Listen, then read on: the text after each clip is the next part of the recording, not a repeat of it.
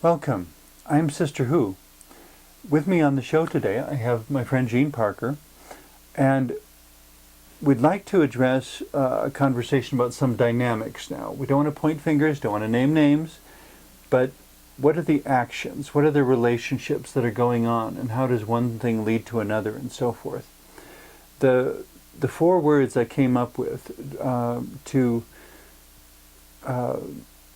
the intersection of these four ideas that we're reaching towards, some sort of integrated understanding: extremism, civility, accountability, and terrorism.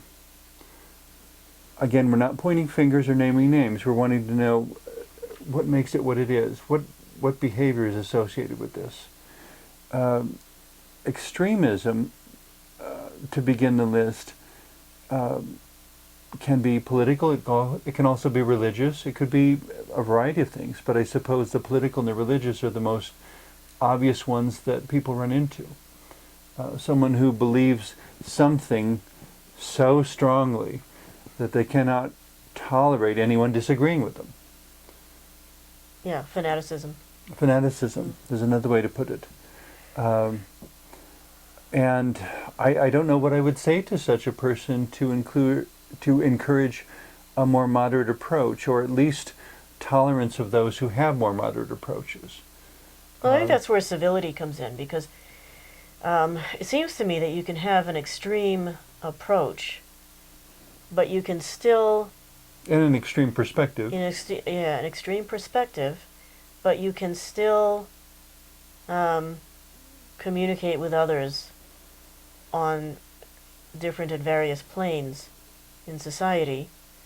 So it's about maintaining the dialogue. It's about keeping the lines of communication open,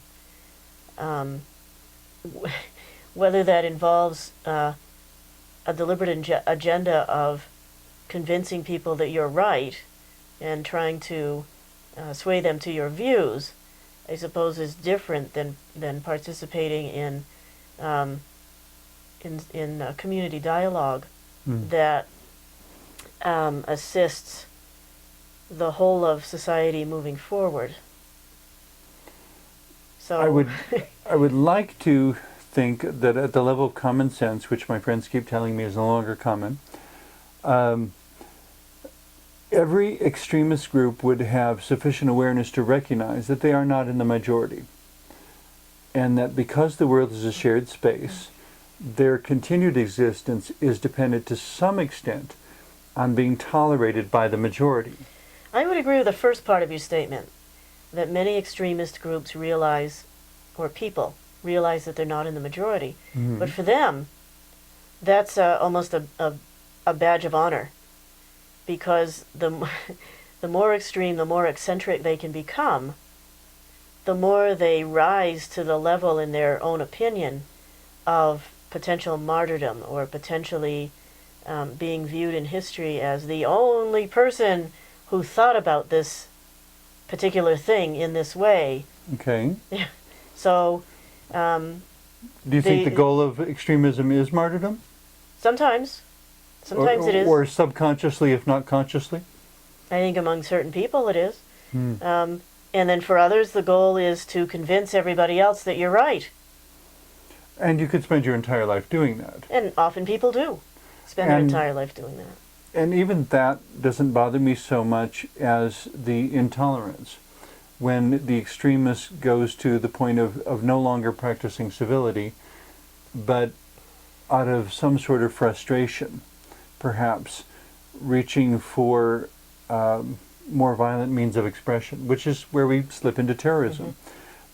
To me, the basic definition of terrorism is manipulation by fear. That it's doing something or saying something or projecting or presenting something so that you're manipulating somebody else by putting your finger on the core of their fear. What scares them, yeah. What scares them. Yeah. And once in a while carrying out the acts that do scare them, that they do fear. So that they would believe you have, that you're serious, that you have the power to do it, and that you're serious when you threaten to do it, even though you know sometimes you're not serious. That there's some, but to maintain a certain reality that it is possible. That it is possible. Yeah, it is possible. They have to remain convinced of the possibility. Right. And then Then they're you have the terrorized. power to decide whether you're going to do that violent thing or not. And when. And when. Yeah. And usually it'll be when they least expect it, so that the maintenance of that fear reaction can continue. Yeah. continue. Yeah.